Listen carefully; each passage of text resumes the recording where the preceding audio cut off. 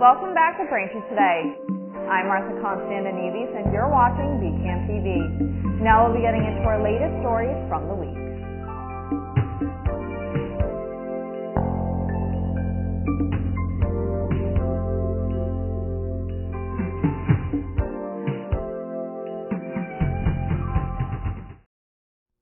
Welcome back to Braintree Today. I'm Martha Konstandinidis and you're watching BCAM TV.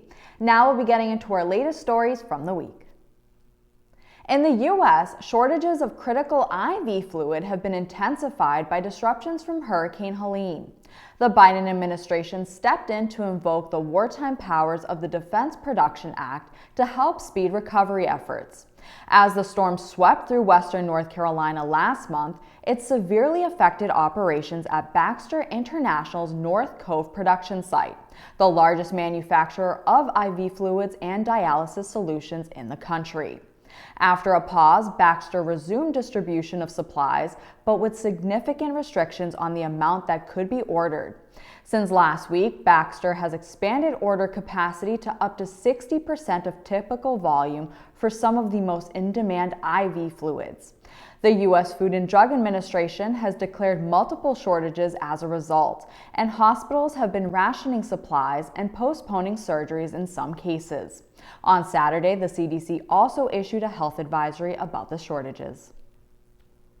A Texas judge has upheld the execution of 57-year-old Robert Robertson, who was convicted of killing his 2-year-old daughter, Nikki Curtis, despite growing calls for intervention, including from the detective who helped convict him. Robertson is scheduled to be executed by lethal injection on Thursday after Judge Alfonso Charles denied a motion to vacate his execution warrant on Tuesday, as reported by the Innocence Project. Robertson's execution would be the first in the United States for a murder conviction related to shaken baby syndrome. Robertson was convicted largely based on testimony from a pediatrician who claimed there was swelling and hemorrhaging in Nikki's brain, though the defense argues there was limited evidence supporting this diagnosis. Bipartisan Texas lawmakers, medical experts, and advocates have voiced concerns that Robertson's conviction relies on outdated scientific evidence, with some new evidence suggesting Nikki may have died from complications related to severe pneumonia. Prosecutors, however, maintain the new evidence does not disprove their case that Nikki died from injuries inflicted by her father. Robertson has asked the Texas Criminal Court of Appeals to stay his execution. That request is pending. The Social Security Administration announced last Thursday that recipients will see a modest 2.5% cost of living adjustment to their monthly payments in 2025. This increase translates to an average about $50 more per month and will affect nearly 68 million people who receive Social Security payments. The new amount will start with the January 2025 payments. This adjustment is a significant decrease from the 8.7% adjustment for 2023, which was the highest in over 40 years and aimed to help senior citizens and people with disabilities cope with the rapid increase in prices at that time. However, the annual boosts have since moderated along with inflation, providing recipients with only a 3.2% bump for this year, 2024. Another disturbing listeria recall has been announced by the USDA. Ready-to-eat salads and wraps sold at Walmart, Trader Joe's, and Aldi are among dozens of products included in a massive recall due to potential listeria contamination. The USDA's Food Safety and Inspection Service issued the recall for producer Bruce Pack, located in Durant, Oklahoma. Bruce Pack produces various meat products including chicken, beef, turkey, and pork. Bruce Pack said it was recalling 9.9 million pounds of ready-to-eat meat and poultry products after routine testing confirmed they tested positive for listeria. Federal health officials later released a list of 75 products included in the recall. The 3-page list of items included various products like chicken patties, chicken strips, fajita meat, and diced chicken. For more information on specific products, head to fsis.usda.gov. Another major recall has been announced affecting parents and their infants. Fisher-Price is recalling more than 2 million Snugga swings sold nationwide after the suffocation deaths of 5 infants. The company and the Consumer Product Safety Commission announced that the recall involves all models of the swing sold at Amazon, Target, Toys R Us, Sam's Club, and Walmart from October 2010 through January 2024. The recalled swings were involved in the deaths of 5 infants, 1 to 3 months old, when the products were used for sleep between 2012 and 2022, according to the Consumer Product Safety Commission. In most of those cases, the babies were not restrained and bedding materials were added. If the swings are used for sleep or if bedding material is added, the headrest and body support insert of the seat pad can increase the risk of suffocation. Consumers can call Fisher-Price toll-free at 855-853-6224 or go online at service.mattel.com and click Recall and Safety Alerts for more information. Thanks for watching Braintree today. We'll be right back with more after the break.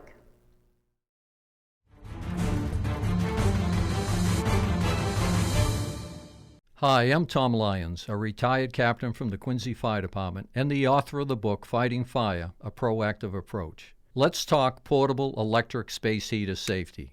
These heaters must not be left unattended. Place them on a stable base 3 feet from combustibles. Their use is not recommended within a bedroom, but if you must do so, place a smoke detector on the ceiling within the bedroom.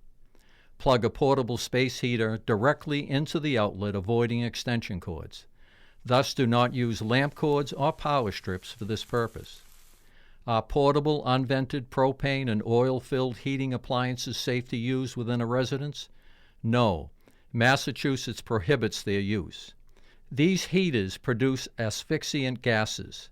These gases can render an occupant incapacitated or dead. Please consider your safety during these upcoming colder months. Welcome back. The Braintree Town Council took a moment to recognize the Braintree American 10A Little League as they were the 2024 Massachusetts State Champions. The team was awarded a citation from the town and were honored by local elected officials. After the celebration, the Town Council went into discussions on the Fred Weichel settlement. Mayor Aaron Joyce gave a breakdown of how the town hopes to pay for the settlement. Here's more from the mayor. Stepping into this case, the town had been working on it since 2020. So for several years, when I assumed office, it was an immediate decision to get caught up to speed and to decide whether or not we might want to enter into settlement discussions or to go to trial. In sort of evaluating that and listening to our defense counsel, we were strongly advised to pursue settlement discussions with Mr. Weichel just based on what had happened with the state trial and given the fact that he hadn't been able to really recoup any of the $33 million that he was awarded in that trial. So we did, simultaneously to making a decision to enter into settlement talks with Mr. Weichel, also brought on counsel that specialized in insurance recovery. That was not something that the town was pursuing prior to my administration. So, after years of the casework that preceded my administration and legal consultation and 2 lengthy mediation dates this summer, we did settle with Mr. Weichel for the $14.9 million. Certainly cognizant of just the increasing number of wrongful conviction cases and the very large jury settlements that are being awarded when these do go to trial. We had been, leading up to our mediation date in September, we had Mr. Weichel's lawyer had won a significant case in Chicago for $50 million for 10 years of wrongful imprisonment. So just facing what likely would have been an incredibly high financial risk to go to trial on this, we sought to come to terms with Mr. Weichel. And, I think this is a very significant cost that the town's going to have to pay. Certainly want Mr. Weichel to be compensated for that, but the reality is that it is going to be significant for the town, and especially given all the budget conversations that we've been having, especially in light of our Prop 2.5 override. This is something that we're going to continue to talk about the impact over the next several years. But we are continuing to work with our insurance counsel and anticipating that we will have further insurance recovery payments. We do believe that that sort of the coverage of our insurers, it would be appropriate that they would be able to we would be able to recover from our insurance companies, but we're still working on that. To date, we've received net $3 million in proceeds, so that is this evening while we are looking to appropriate the sum of $11.9 million from the $14.9. We are taking into consideration the $3 million of net insurance proceeds that we've already secured. Tonight's vote will allow us to seek approval from the Commonwealth's Municipal Finance Oversight Board. So we talked about this in Ways and Means, but essentially we have to get special permission to borrow for this settlement from the state, and then their default timeline in which you can borrow for something like this is 1 year. So we clearly want to try to extend that. So in order to get permission to borrow for this settlement, and then also to hopefully extend the terms of the settlement, the payback, we need to go before the Municipal Finance Oversight Board. So I think sort of the most we would anticipate paying is the $11.9 million. But again, we are still working with recovering insurance from some of our carriers that we have not been able to settle with yet. So hopefully this is sort of the worst case scenario, is that we would have to borrow for the entire 11.9, but as we continue to work with the insurers and finalize the borrowing after going before the Municipal Finance Oversight Board, the exact number that we end up borrowing and the timeline of that is something we will be working through over the next couple months. For more of the meeting, you can watch it on BCAM TV's government channels, Comcast Channel 8 and Verizon Channel 26, or on youtube.com/BCAMTV. Hurricane Milton barreled across Central Florida last week, causing much damage, power outages, and loss of life.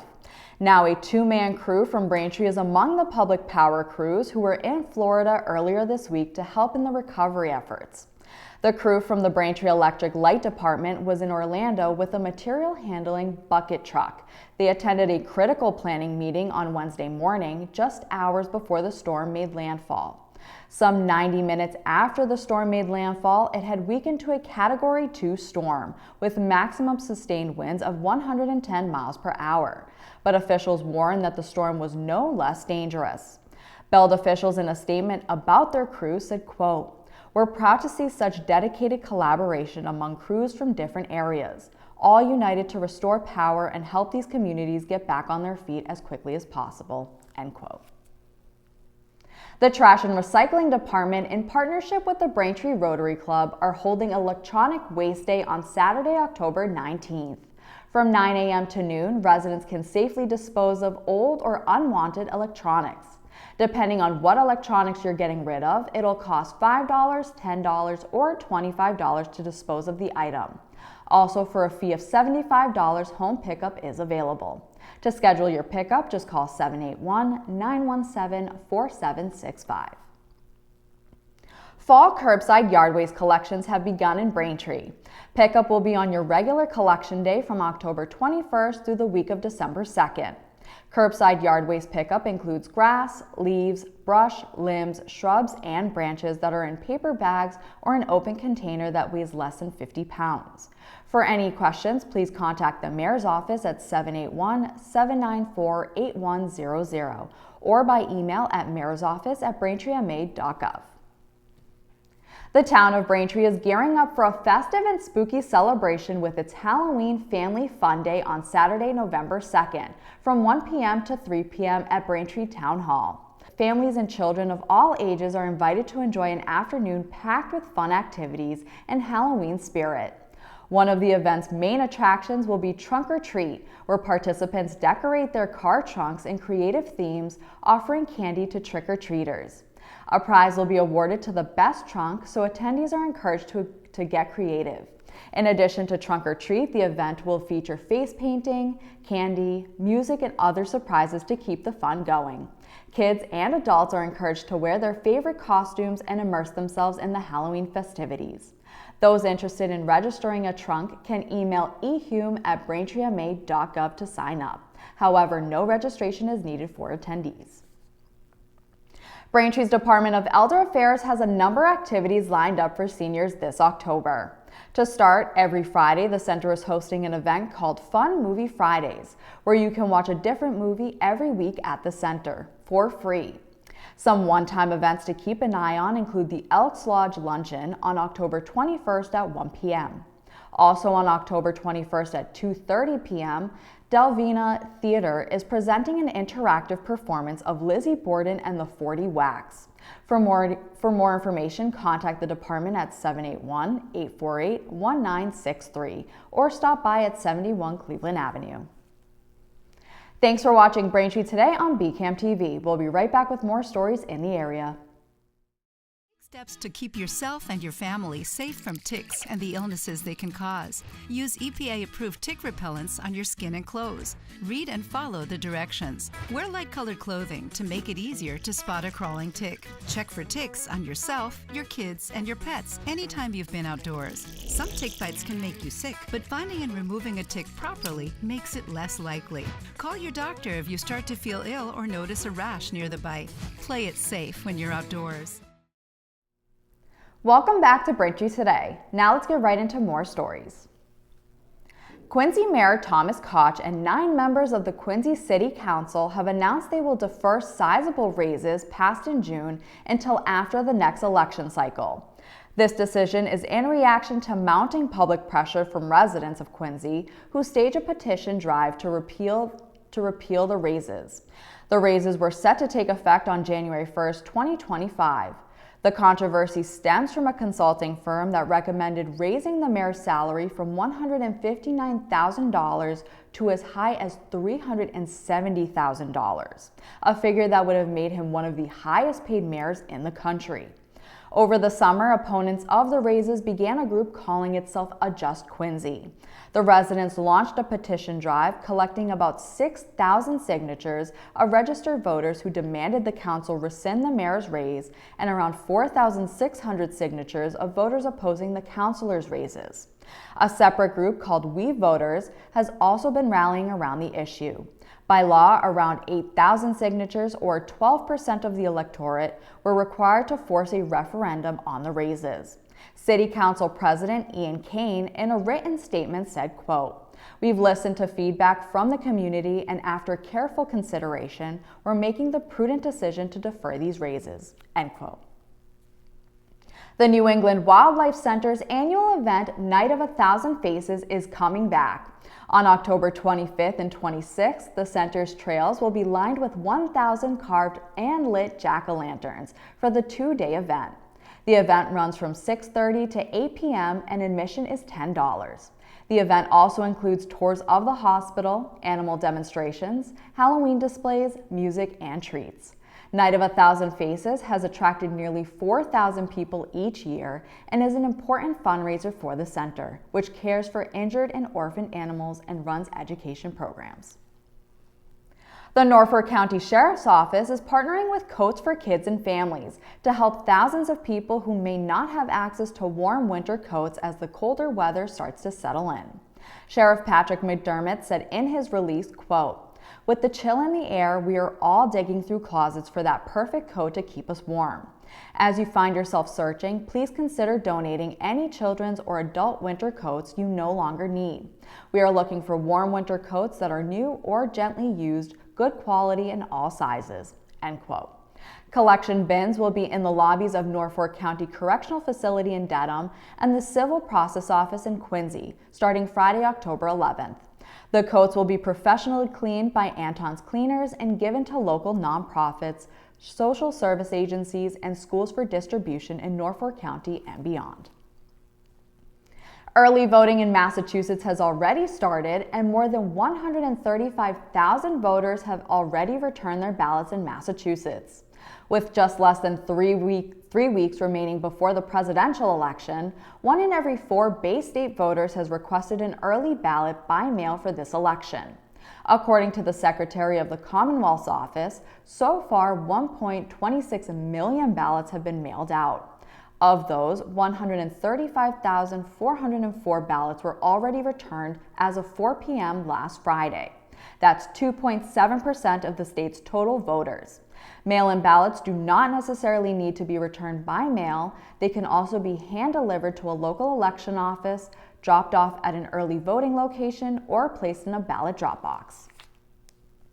The November election is about 1 month away, which means early voting has already started in Massachusetts. Voters here in Massachusetts will be electing a new president and vice president, as well as choices for several offices, including U.S. and state senators and U.S. and state representatives. Massachusetts voters will also be deciding on several ballot measures, including the potential elimination of MCAS as a high school graduation requirement, minimum wages for tipped workers, and unionization for transportation network drivers. So when is early voting in Massachusetts? Early voting for the November election is open from October 19th to November 1st. Regular voting is available on Election Day, November 5th. To check out more information on early voting schedules and locations, go to the Secretary of the Commonwealth's website at sec.state.ma.us. Thanks for watching Braintree today. We'll be right back with more in entertainment. Like most parents, you dream that your kids will have a good education. You hope they'll be able to go to college or receive vocational training. You want to help your children as much as you can. Did you know that you can start investing in your baby's future today? The Baby Steps Savings Plan is a program offered by the Massachusetts State Treasurer's Office. It's a seeded college savings account program that encourages saving for college in the U Fund, the Massachusetts 529 plan. It lets you invest in your child's post-high school education and training. You'll even get a free $50 deposit when you enroll. Any baby born or adopted on or after January 1st, 2020, who is a Massachusetts resident can be enrolled in Baby Steps. Children can be enrolled in Baby Steps until they turn 1, and adopted children are also eligible up to 1 year after their adoption date. Here's how Baby Steps works. Take the first step by checking the box on the worksheet you receive at the hospital, or enroll online at babystepssavingsplan.org. Next, open a U Fund 529 college savings account, and we'll make an initial $50 deposit. After that, you can contribute to the account to build up savings as often as you want.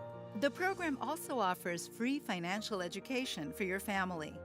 The earlier you start adding to the account, the more money your child will have for future aspirations like college tuition, vocational training, and other school expenses. It's a fact. Kids with college savings are more likely to attend college after high school. Take the first step. Learn more at babystepssavingsplan.org. Welcome back to Braintree today. Now, in honor of spooky season, here are a few movie recommendations for you to watch. First, Monster House focuses on 3 kids who discover that the house across the street is a living, breathing monster that means them harm. With Halloween approaching, the trio must find a way to destroy the structure before innocent trick-or-treaters meet ghastly ends. You can watch Monster House now on Hulu. Next up, Hubie Halloween focuses on Hubie Dubois, who despite his devotion to his hometown of Salem, Massachusetts, and its legendary Halloween celebration, is a figure of mockery for kids and adults alike. But this year, something really is going bump in the night, and it's up to Hubie to save Halloween. The film stars Adam Sandler, and you can watch Hubie Halloween now only on Netflix. And finally, The Haunted Mansion follows Jim Evers, a workaholic real estate agent who is accused by his wife of neglecting their kids, so he takes the family on a vacation. Along the way, the family stops off at a sinister mansion that Jim has been asked to sell, only to discover it's haunted by Master Gracie, his stern butler, and 2 other servants who need some help breaking a curse. You can watch Haunted Mansion now on Disney+. That'll do it for news today. I'm Martha Konstandinidis, and thank you for watching Braintree today on BCAM TV. Stay safe, and we'll see you next time.